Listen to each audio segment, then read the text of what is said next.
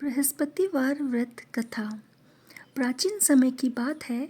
एक नगर में एक बड़ा व्यापारी रहता था। वह जिस प्रकार अधिक धन कमाता था उसी प्रकार जी खोलकर दान भी किया करता था। परंतु उसकी पत्नी अत्यंत कंजूस थी। वह किसी को एक पैसा भी नहीं देती थी। एक बार सेठ जब दूसरे देश व्यापार करने गया तो पीछे से बृहस्पति देव ने साधु वेश में उसकी पत्नी से भिक्षा मांगी। व्यापारी की पत्नी बृहस्पति देव से बोली, हे साधु महाराज, मैं इस दान और पुण्य से तंग आ चुकी हूँ। आप कोई ऐसा उपाय बताइए जिससे मेरा ये सारा धन नष्ट हो जाए और मैं आराम से रह सकूँ। मैं ये धन लुटता हुआ और नहीं देख सकती। बृहस्पति देव ने कहा, हे देवी, तुम बड़ी विचित्र हो। संतान और धन से कोई दुखी होता है क्या? अगर अधिक धन है तो इसे शुभ कार्य में लगाओ, जैसे कुंवारी कन्याओं का विवाह करवाओ, विद्यालय और बाग बगीचों का निर्माण कराओ। ऐसे पुण्य कार्य करने से तुम्हारा लोक परलोक सार्थक हो सकता है। परंतु साधु की इन बातों से व्यापारी की पत्नी को खुशी नहीं हुई। उसने कहा, मुझे ऐसे धन की आवश्यकता नहीं है जिसे मैं दान दूं। तब बृहस्पति देव बोले, यदि तुम्हारी यही इच्छा है तो तुम एक उपाय करना।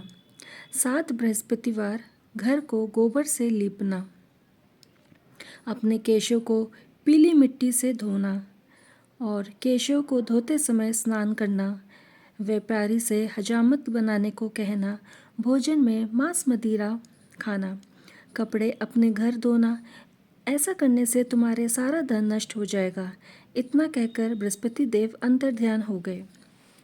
व्यापारी की पत्नी ने बृहस्पति देव के कहे अनुसार 7 बृहस्पतिवार वैसा ही करने का निश्चय किया। केवल 3 बृहस्पतिवार ही बीते थे कि उसकी सारी धन संपत्ति नष्ट हो गई और वह परलोक सिधार गई। जब व्यापारी वापस आया तो उसने देखा कि उसका सब कुछ नष्ट हो चुका है।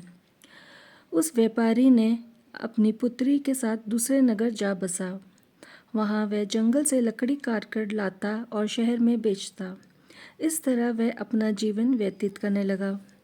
एक दिन उसकी पुत्री ने कहा कि मुझे दही खाने की इच्छा हो रही है, लेकिन व्यापारी के पास दही खरीदने तक के पैसे नहीं थे। वह अपनी पुत्री को आश्वासन देकर जंगल में लकड़ी काटने चला गया। वहाँ एक वृक्ष के नीचे बैठ अपनी पूर्व दशा पर विचार करके रोने लगा। उस दिन बृहस्पतिवार था। तभी वहाँ बृहस्पति देव साधु के वेश में आकर सेठ के पास गए और बोले, हे मनुष्य, तू इस जंगल में किस चिंता में बैठा हुआ है? तब व्यापारी बोला, हे महाराज, आप सब कुछ जानते हैं। इतना कहकर व्यापारी ने अपनी सारी कहानी सुना दी और रोने लगा। बृहस्पति देव बोले, देखो बेटा, तुम्हारी पत्नी ने बृहस्पति देव का अपमान किया था, इसी कारण तुम्हारा ये हाल हुआ है। लेकिन अब तुम किसी प्रकार की चिंता मत करो। तुम गुरुवार के दिन बृहस्पति देव का पाठ करो। 2 पैसे के चने और गुड़ लेकर जल के लोटे में शक्कर डालकर ये अमृत और प्रसाद अपने परिवार के सदस्यों और जो कथा सुनने वाले हैं उनमें बांट दो और स्वयं भी प्रसाद और चरणामृत लो।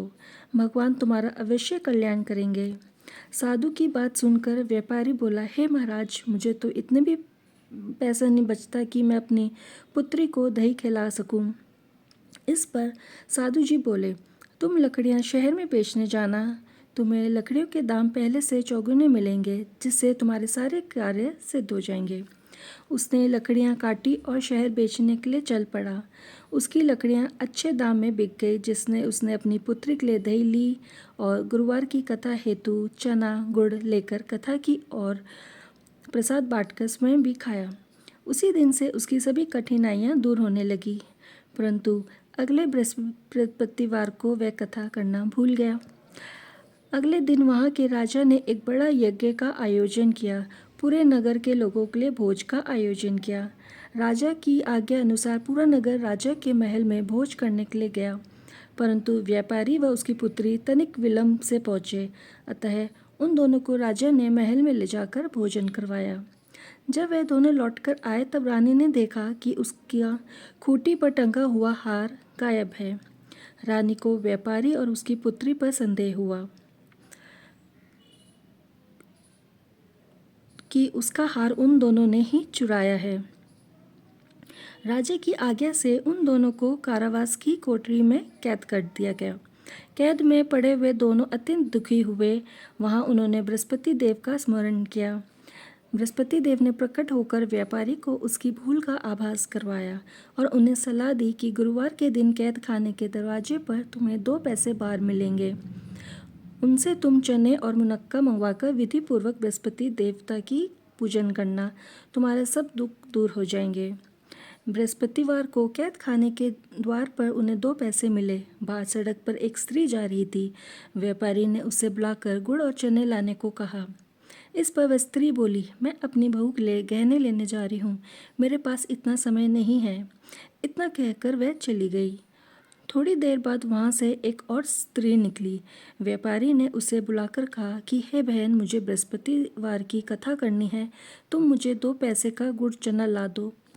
बृहस्पति देव का नाम सुनकर वह स्त्री बोली, भाई मैं अभी गुड़ चना ले आती हूँ। मेरा इकलौता पुत्र मर गया है, मैं उसके लिए कफन लेने जा रही थी, लेकिन मैं पहले तुम्हारा काम करूँगी, उसके बाद अपने पुत्र के लिए कफन लाऊंगी। वह स्त्री बाजार से व्यापारी के लिए गुड़ चना ले आई और स्वयं भी बृहस्पति देव की कथा सुनी। कथा के समाप्त होने पर वह स्त्री कफन लेकर अपने घर गई।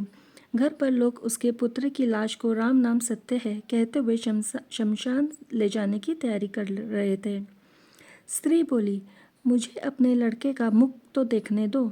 अपने पुत्र का मुख देखकर उस स्त्री ने उसके मुंह में प्रसाद और चरणामृत डाला। प्रसाद और चरणामृत के प्रभाव से वह पुनः जीवित हो गया। पहली स्त्री जिसने बृहस्पति देव का निरादर किया था, वह जब अपने पुत्र के विवाह हेतु पुत्रवधू के लिए गहने लेकर लौटी और जैसे ही उसका पुत्र घोड़ी पर बैठकर निकला, वैसे ही घोड़ी ने ऐसी उछाल मारी कि वह घोड़ी से गिरकर मर गया। ये देख स्त्री रो रोकर बृहस्पति देव से क्षमा याचना करने लगी। उस स्त्री की याचना से बृहस्पति देव साधु के वेश में वहां पहुंचकर कहने लगे, हे देवी, तुम्हें अधिक विलाप करने की आवश्यकता नहीं है। ये बृहस्पति देव का अनादर करने के कारण ही हुआ है। तुम वापस जाकर मेरे भक्त से क्षमा मांगकर कथा सुनो, तभी तुम्हारी मनोकामनाएं पूर्ण होंगी। जेल में जाकर उस स्त्री ने व्यापारी से माफ़ी मांगी और कथा सुनी। कथा के उपरांत वह प्रसाद और चरणामृत लेकर अपने घर वापस गई। घर जाकर उसने चरणामृत अपने मृत पुत्र के मुख में डाला। चरणामृत के प्रभाव से उसका पुत्र भी जीवित हो उठा। उसी रात बृहस्पति देव राजा के सपने में आए और बोले, हे राजन, तूने जिस व्यापारी को और उसके पुत्री को जेल में कैद कर रखा है, वे बिल्कुल निर्दोष हैं। तुम्हारी रानी का हार वहीं खूंटी पर टंगा हुआ है। दिन निकला तो राजा रानी ने हार खूंटी पर लटका हुआ देखा।